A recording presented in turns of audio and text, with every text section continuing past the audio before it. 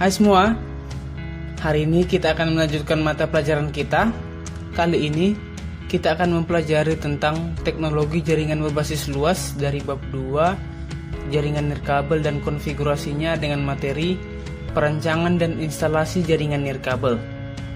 Kompetensi dasar dari materi ini adalah mengevaluasi jaringan nirkabel dan mengonfigurasi jaringan nirkabel. Merancang dan memasang komponen yang dibutuhkan untuk menjalankan jaringan nirkabel sebenarnya hal yang cukup rumit. Akan tetapi, bisa dipahami dan sebenarnya tidak sesulit instalasi jaringan yang menggunakan kabel. Hal yang dibahas pada submateri ini adalah hal yang mempengaruhi jarak jangkauan jaringan nirkabel, hal yang diperhitungkan dalam membangun jaringan nirkabel, perancangan jaringan nirkabel, pemasangan perangkat jaringan nirkabel, dan konfigurasi jaringan nirkabel. Namun, yang kita bahas pada pertemuan kali ini hanya 3 submateri, yaitu hal yang mempengaruhi jarak jangkauan jaringan nirkabel, hal yang diperhitungkan dalam membangun jaringan nirkabel, dan perancangan jaringan nirkabel. Selebihnya akan dibahas pada pertemuan selanjutnya. Oke, kita masuk pada materi yang pertama, yaitu hal yang mempengaruhi jarak jangkauan jaringan nirkabel. Ada beberapa hal penting yang mempengaruhi jarak jangkauan jaringan nirkabel, yang mana hal ini perlu diperkirakan dengan baik supaya penggunaan jaringan nirkabel bisa lancar, yaitu jarak, line of sight, dan kekuatan sinyal pemancar. Yang pertama adalah jarak. Jarak antar pemancar sinyal Wi-Fi dan penerima sangat menentukan kualitas jaringan, yang mana jika jarak semakin dekat, maka sinyal akan semakin kuat. Dan sebaliknya, jika jarak semakin menjauh, maka sinyal yang diterima akan semakin lemah. Kedua, line of sight. Line of sight adalah kondisi di mana pada area yang berupa garis lurus antara pemancar sinyal dan penerima tidak terhalang oleh benda atau sesuatu hal. Sinyal kuat diperoleh jika penghalang masih berukuran kecil atau tidak ada sama sekali, yang mana kondisi ini lebih baik. Jenis materi yang menghalangi juga sangat menentukan. Hal ketiga yang mempengaruhi jarak jangkauan jaringan nirkabel adalah kekuatan sinyal pemancar. Dalam membangun jaringan nirkabel, selain jarak dan halangan, sisi pemancar juga perlu diperhatikan. Karena besarnya daya pancar yang dihasilkan dari antena akan sangat berpengaruh pada si penerimanya. Seperti yang kita ketahui bersama, bahwa kekuatan sinyal akan semakin berkurang ketika sampai pada penerimanya, dikarenakan oleh interferensi atau noise dan jarak. Jadi, semakin kuat sinyal yang dipancarkan sebuah access point, maka akan semakin besar pula sinyal yang didapat oleh si penerima. Gimana? Sampai di sini bisa dipahami ya.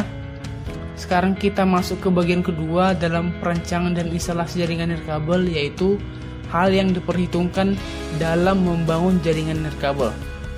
Ada beberapa hal yang perlu diperhitungkan dalam instalasi jaringan, yaitu koneksi yang dikembangkan.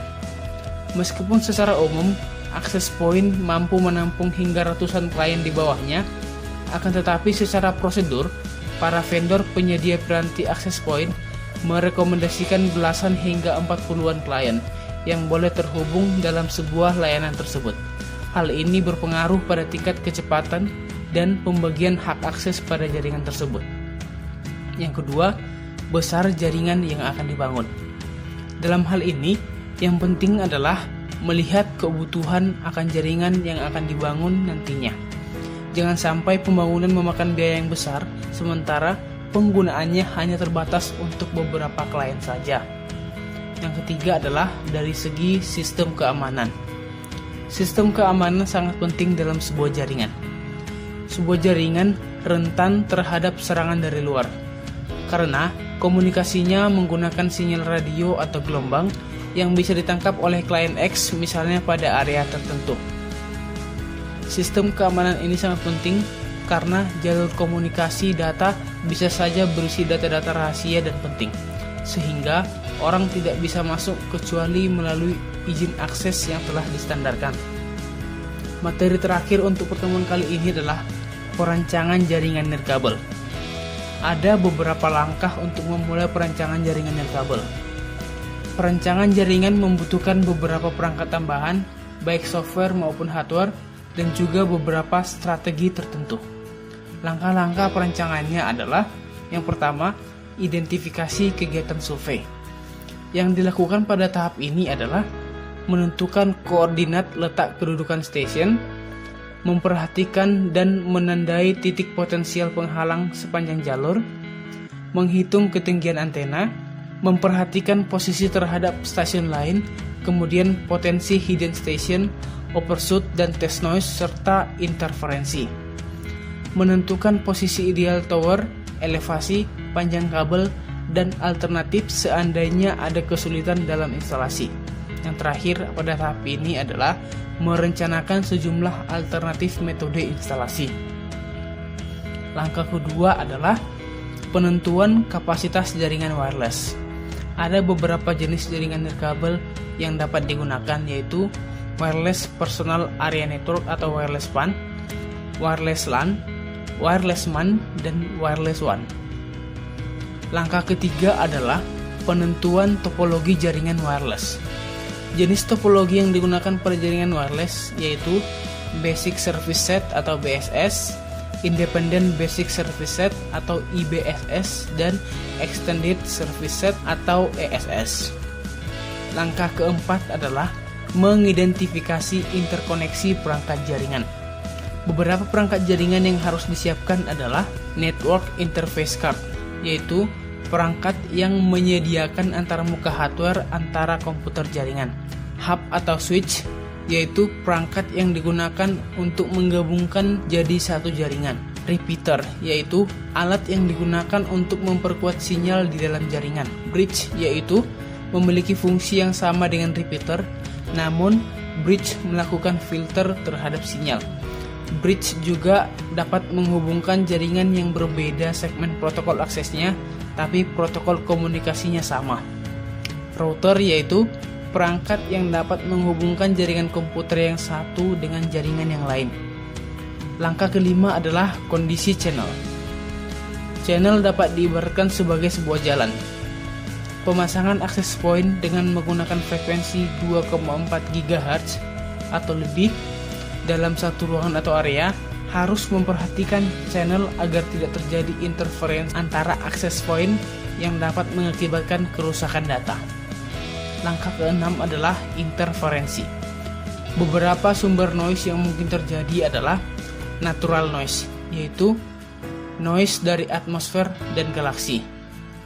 Man-made noise, yaitu sinyal radio frekuensi yang diambil oleh antena. Receiver noise, yaitu noise yang dihasilkan oleh rangkaian internal penerima.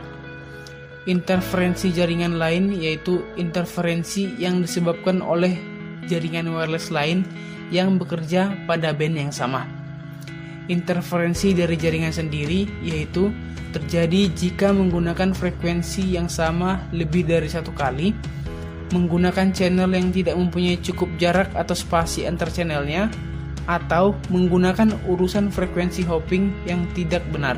Interferensi dari sinyal out of band, yaitu disebabkan oleh sinyal yang kuat dari luar frekuensi band yang kita gunakan, misalnya pemancar FM, AM, atau TV dan pegel. Langkah terakhir adalah strategi penanggulangan interferensi.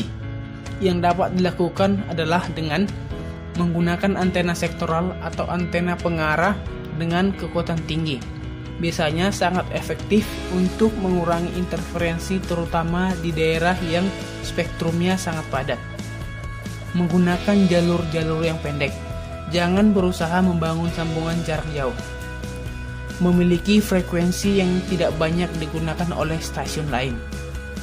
Ubah atau ganti polarisasi antena. Dan ubah lokasi peralatan. Baiklah, sekian materinya untuk kalian. Saya harap kalian boleh mengerti dengan baik agar ketika praktik langsung dapat melakukannya dengan baik dan benar.